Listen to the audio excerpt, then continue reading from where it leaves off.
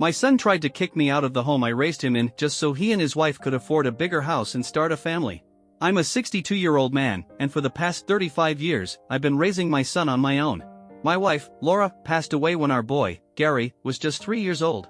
It happened so suddenly. She was killed in a car accident on her way home from work. One day we were a happy little family, and the next, I was standing there with a toddler in my arms, trying to figure out how to do it all without her. Those first few years were some of the hardest of my life. At the time, I was working as a high school English teacher, and suddenly I had to balance grading papers with changing diapers and making dinner. I remember countless nights just sitting on the floor beside Gary's bed, watching him sleep and wondering how I was supposed to handle everything on my own. But somehow, we made it through, one day at a time. Over the years, I gave up a lot. I turned down promotions because they would have meant longer hours or travel, and I passed on dating or social events because, to me, Gary always came first. I never regretted it, not for a second. He was my whole world. Watching him grow up happy and healthy made every sacrifice feel like the right choice. As Gary got older, things changed. In some ways, life got easier. He didn't need constant supervision anymore. But emotionally, it got trickier. He began asking more questions about his mom. I did my best to keep Laura's memory alive for him. We'd flip through photo albums, and I'd share little stories about who she was and how deeply she had loved him. It was always a mix of joy and sadness. Despite all the challenges, Gary and I built a strong bond. We weren't just father and son, we were true buddies. We both loved sports, especially baseball, and some of my favorite memories are of us in the backyard, me showing him how to pitch. As he got older, we'd spend weekends out hiking or camping. I was bursting with pride the day he got into a good college. It was a bittersweet moment, watching him pack up for his dorm, but I was excited for him to start his own adventure. Even during college, we stayed close. He'd call me up for advice on everything: school, girls, life in general, and I treasured those calls. After he graduated, he moved back in for a bit while job hunting. It was during that time he met Jane. Jane was beautiful, smart, and came from money.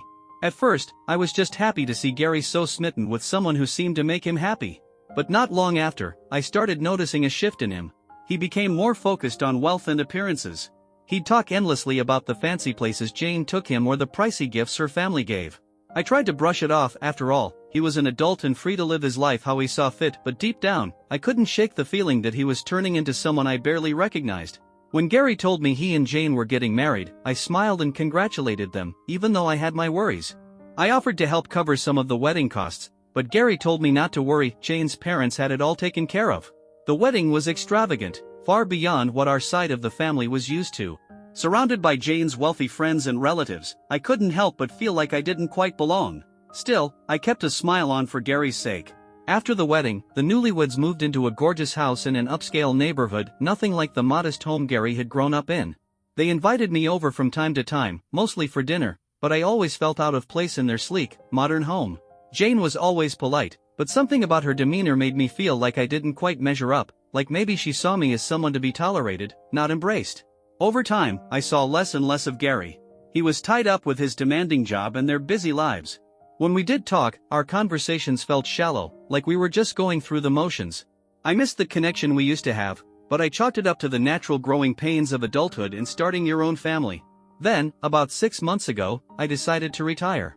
I'd spent 4 decades in the classroom, and at 65, I felt like I'd earned a little time to relax, maybe travel or pick up a few hobbies I'd put on the back burner. When I told Gary, I expected him to be happy for me, but instead, he looked concerned. He asked all kinds of questions about my finances, wondering if I had enough saved up. I assured him I'd been responsible with money over the years and that my pension, while not extravagant, was enough to live comfortably. That's when Gary suggested I sell my house and move in with him and Jane. At first, I was genuinely touched.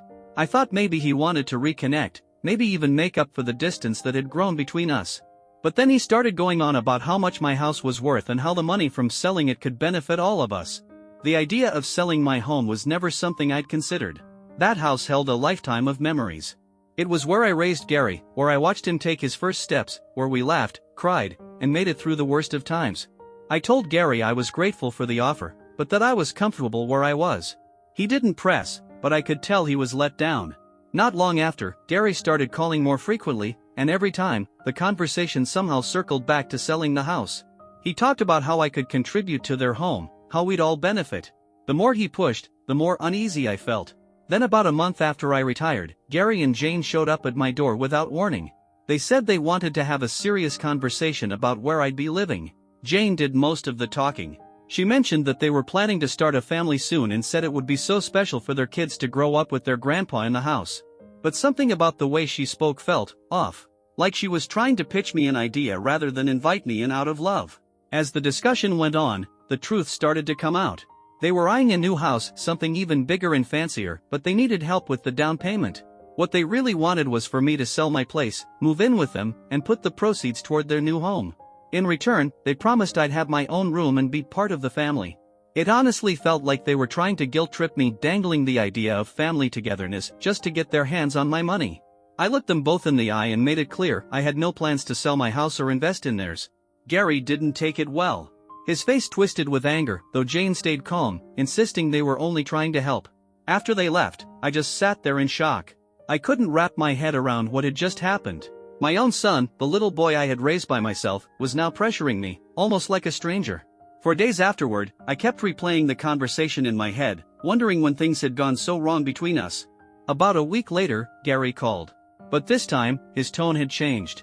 It wasn't warm or understanding, there was a cold edge to it. He told me that since I wasn't being reasonable, they were going to move forward without my agreement. That's when he dropped the bomb. The house I was living in was technically in his name. Now, I bought this house when Gary was just a little kid, and years later, when he turned 18, I added his name to the deed. Back then, it felt like a kind thing to do, something that would protect him down the line.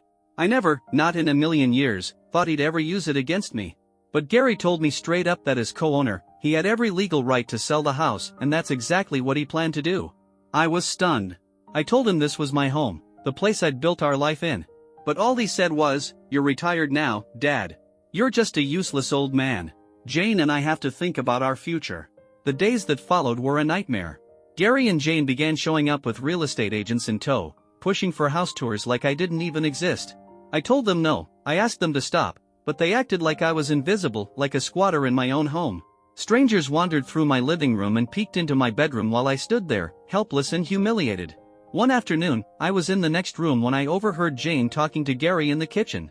She didn't know I could hear her. I'll never forget her words, "We need to get the useless old bones out of here.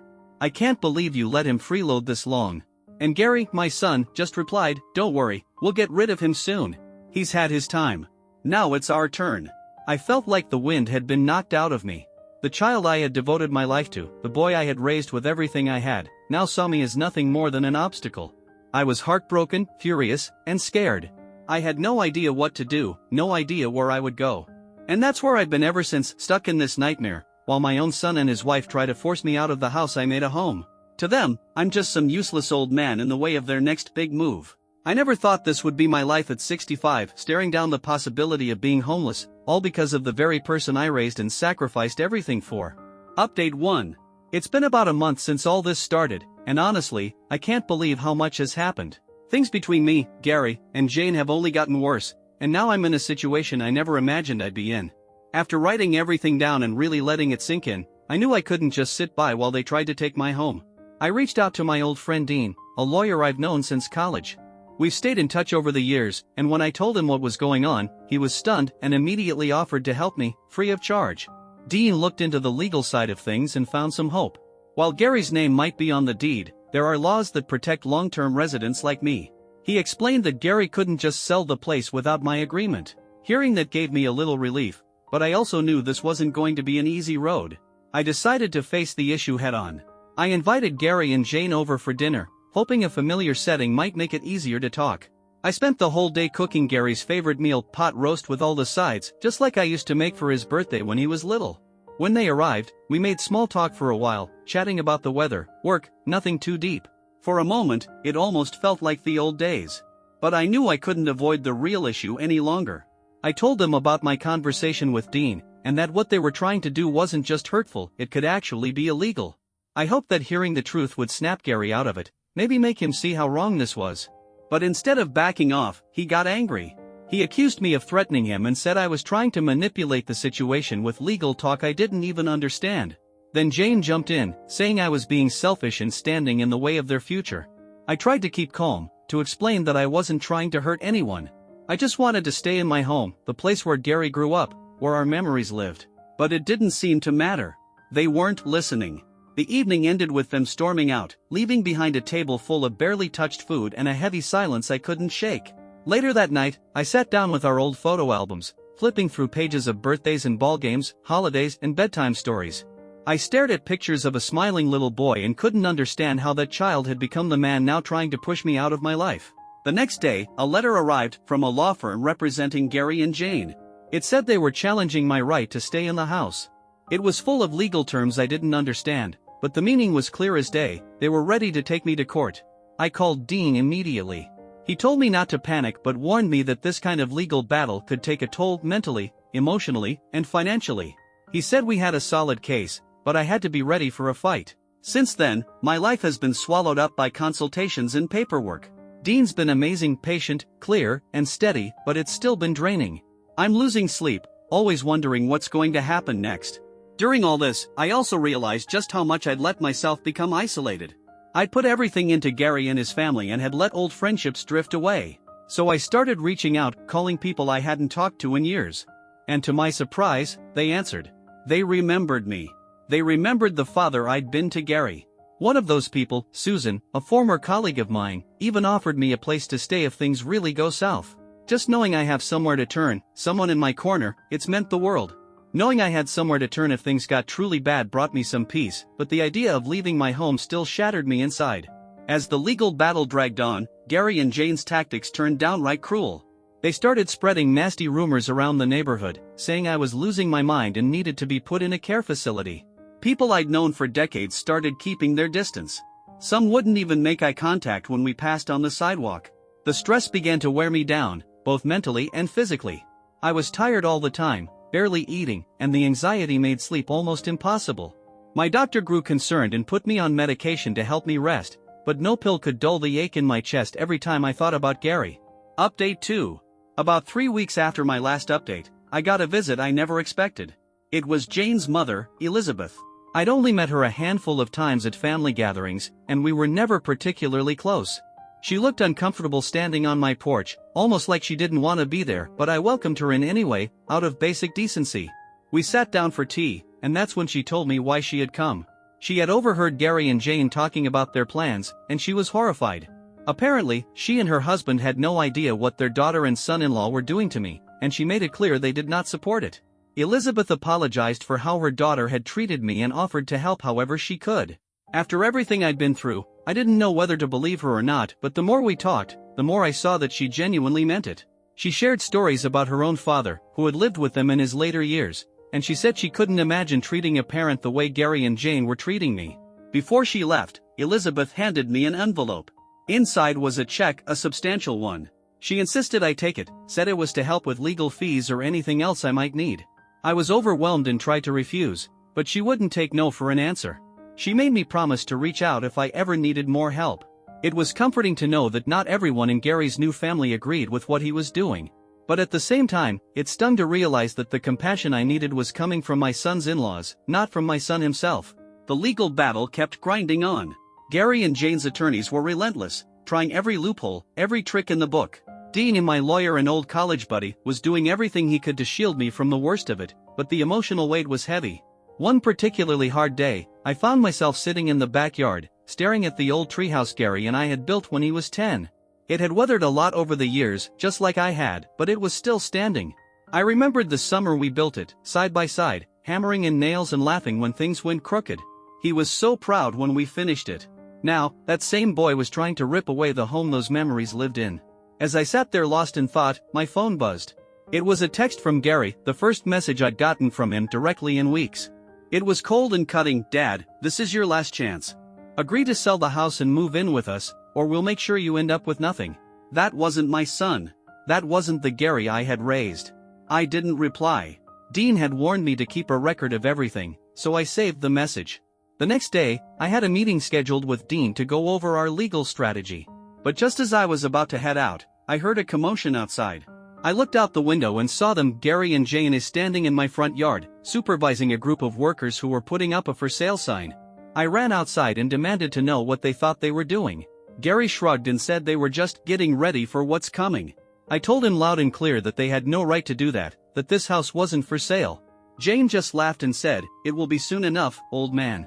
I stood there, stunned, as the workers finished installing the sign. A few of my neighbors came out to see what was happening, curiosity written all over their faces. That night, I couldn't sleep. I kept replaying everything, wondering how my relationship with Gary had fallen this far. I even found myself thinking about Laura, imagining what she would say if she saw the man our son had become. Then the next morning, things got even worse. I woke up to find my front yard crowded with people. Gary and Jane had organized an open house, without my knowledge, without my permission. Complete strangers were walking through my home, opening drawers, poking through rooms like I wasn't even there. I was furious. I immediately called Dean, and he told me to document everything. So I grabbed my phone and started taking videos and pictures, making sure to get clear shots of Gary and Jane's faces, the guests, everything. Some of the visitors looked confused or even uncomfortable when they realized I was the actual homeowner and that I had not agreed to any of this. Gary and Jane acted like they owned the place, showing people around, pointing out features, smiling and laughing like this was all perfectly normal. I overheard Jane telling one couple that they were helping her poor, confused father-in-law transition into assisted living. I nearly lost it on the spot. I tried to talk to a few potential buyers to explain the truth, but every time I did, Gary or Jane would swoop in and steer them away. At one point, I even heard Gary telling someone I was not quite right in the head. By the time the last visitor left, I felt completely drained. Then, to top it off, Gary turned to me with a smug look on his face and said the open house had been a big success and that I should probably start packing. That was it. I'd had enough. All the anger, heartbreak, and frustration I'd been holding in came pouring out. I told Gary exactly what I thought of him, the selfish, greedy man he had turned into. I reminded him of everything I had given up for him, of all the love and effort I poured into raising him after Laura died. I asked him how he could do this to me, to her memory. For a brief moment, I saw something in his eyes, a flicker of guilt, maybe even regret. But then Jane leaned in and whispered something to him, and just like that, his face turned cold again. He looked me dead in the eye and said I was stuck in the past, that I needed to accept that things had changed. Then he and Jane just turned and walked out, leaving me standing there, alone in the house that no longer felt like mine. That night, I sat in the quiet, staring at the walls that held decades of memories, and made a decision. I couldn't go on like this, living in fear, waiting for the next shoe to drop. I had to take control of what was left of my life. I picked up the phone and called Dean. I told him I wanted to push back harder, that I was ready to take more aggressive legal action. Dean warned me that things might get uglier, that Gary and Jane could retaliate, but I didn't care anymore. This was about more than a house. It was about my dignity, my right to the life I'd built. The next several weeks were a blur of legal meetings and court hearings. Gary and Jane's lawyers threw every argument they could at us, but Dean was incredible. He laid everything out for the court, the harassment, the unauthorized open house, the videos we'd taken as evidence. He argued for my rights as a longtime resident and partial owner of the property. Meanwhile, Gary and Jane sat across from me in the courtroom, whispering back and forth with their attorneys, barely glancing in my direction.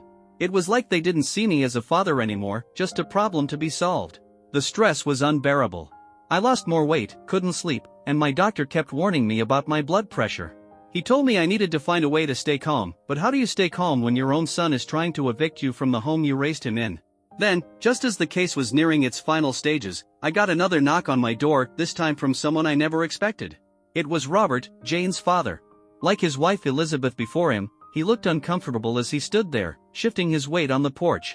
I let him in, curious about what he had to say. He didn't beat around the bush. Robert told me straight up that he was ashamed of what his daughter and Gary were doing. He said he and Elizabeth had raised Jane better than this, and he couldn't understand how she'd lost her way. Then Robert made an offer I never saw coming. He said he wanted to buy out Gary and Jane's share of the house. He couldn't sit back and watch this family destroy itself over money. He explained that he and Elizabeth had planned to give Jane and Gary a large sum as a gift for a new home anyway. Instead, they'd use that money to purchase Gary's share, so I could stay in my house, and Gary and Jane could still get their dream home.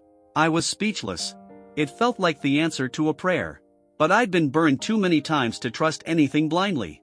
I told Robert the first appreciated the offer, but I needed to speak with Dean first. He nodded and handed me his business card, told me to call when I was ready. The next morning, I sat down with Dean and explained what Robert had proposed. Dean told me to proceed carefully, but agreed it was worth exploring. A few days later, we all met at Dean's office. Robert brought his own lawyer and we spent hours going through the details. In the end, we came to an agreement. Robert would buy out Gary's share. I'd become the sole owner of the house. There were conditions. Of course I had to agree not to sell for at least 5 years, and if I ever did decide to sell, Gary and Jane would have the first right of refusal. It wasn't perfect, but it was better than I could have hoped for. I got to keep my home. Gary and Jane got their money. For a moment, I thought it was finally over. But of course, when Gary and Jane found out, they were furious. They accused Robert and Elizabeth of betraying them, of taking my side. Gary called me, ranting that I had turned his in-laws against him, that I'd manipulated everyone. I tried to explain that this arrangement was fair, that everyone got something out of it. But he wouldn't listen. "You've poisoned everyone against me," he said. "You're not my father anymore." Those words hit harder than anything else. Worse than the open house. Worse than the court battles. Worse than the threats. To hear my own son say I was no longer his father, it shattered me. Still, despite their objections, the deal went through. Robert officially bought Gary's share, and I became the sole owner of the house. The legal nightmare finally ended. The for sale sign was taken down, and for the first time in months, I could breathe again. In the weeks that followed, I focused on healing. I started eating better, going for walks, reconnecting with old friends. I even planted flowers in the front yard. People in the neighborhood slowly warmed back up to me. I heard through the grapevine that Gary and Jane had bought their dream house in that high-end neighborhood they'd been eyeing. I wondered if they were happy. If they thought the house, the money, the lies, were all worth it. Months passed, and slowly, I started finding peace. Final update. It's been about 2 years since all that happened. Life finally settled down. Then, out of the blue, I got a package in the mail. It was from Robert and Elizabeth. Inside was a photo album and a letter. The letter explained that they'd been going through old family photos and came across some pictures of Gary at various events over the years. They thought I might want to have them. It was a thoughtful gesture and one I appreciated more than I could say. But the final page of that album stopped me in my tracks. There was a recent photo of Gary and Jane, standing in front of their house.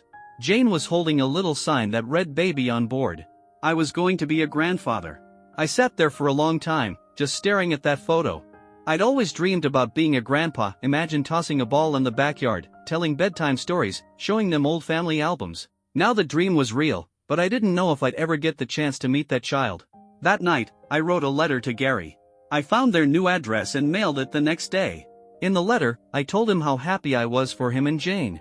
I said I understood if he didn't want me in his life, but that I hoped, one day, we might find a way back to each other. I ended the letter the same way I'd said goodnight to him as a boy. I told him I loved him, and that I always would. Weeks passed. Nothing came.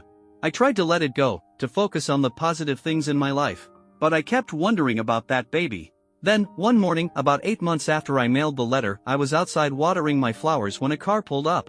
Gary stepped out. He looked older. Tired. But there was something softer in his face. He stood there for a moment, then walked straight up and pulled me into a hug. It was stiff at first, awkward. But then I felt him relax, and I wrapped my arms around him. We didn't say anything right away. We didn't need to. Eventually, we sat down inside with a couple cups of coffee, and Gary opened up. He told me how ashamed he was, how the pressure of fitting into Jane's world had pulled him away from the values I'd raised him with. Becoming a father had changed him, made him realize what he'd done. He said the guilt had strained their marriage, and they'd started couples counseling. It had helped him see things clearly, how far off track he'd gone, and how much damage he'd done. As he talked, I could see glimpses of the boy I used to know. He was different now, more grounded, more aware. He told me the baby, a little girl, was due in just a few months. They'd been talking it over and wanted me to be part of her life. I was touched. I told him I was open to it, but things couldn't just go back to the way they were. There was too much history. Too many wounds. Gary nodded. He understood. He suggested we start small, coffee once a week, slowly rebuilding what had been broken.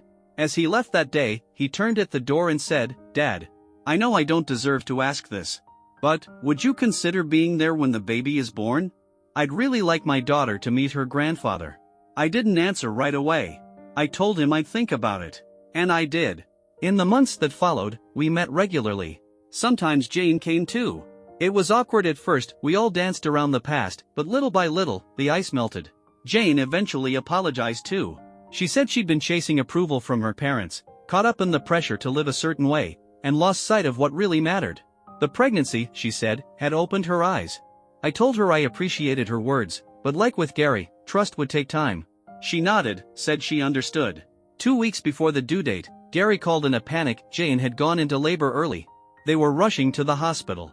I didn't hesitate. I got there as fast as I could. The hours crawled by as I paced the waiting room, but then finally, Gary walked out with the biggest smile I'd seen in years. "Dad," he said, "do you want to meet your granddaughter?" I followed him into the room. Jane looked exhausted but content, and there in her arms was the tiniest, most perfect little baby I'd ever seen. Gary gently took her from Jane and placed her in my arms. "Dad," he said, "meet Lily Laura." Laura! My late wife's name. I looked at him, stunned. "We wanted her to have a piece of Grandma," he said, "to honor the amazing parents who raised me." I held Lily close, and for the first time in a long time, I felt something like peace. In the months since, I've spent as much time with her as I can. Gary and Jane have welcomed me into her life, and slowly, we've been healing together. We've had honest conversations about everything, and while some wounds still ache, we're finding a new way forward, one step at a time. So that's it. That's the story of the past couple years. It's been a rough road, but somehow, I've come out the other side. I want to thank everyone who gave me advice, support, and encouragement. Your words helped me hang on when things felt impossible. Now, it's time to put the past behind me and enjoy whatever time I've got left, surrounded by family, love, and a little girl who carries a piece of my heart in her name.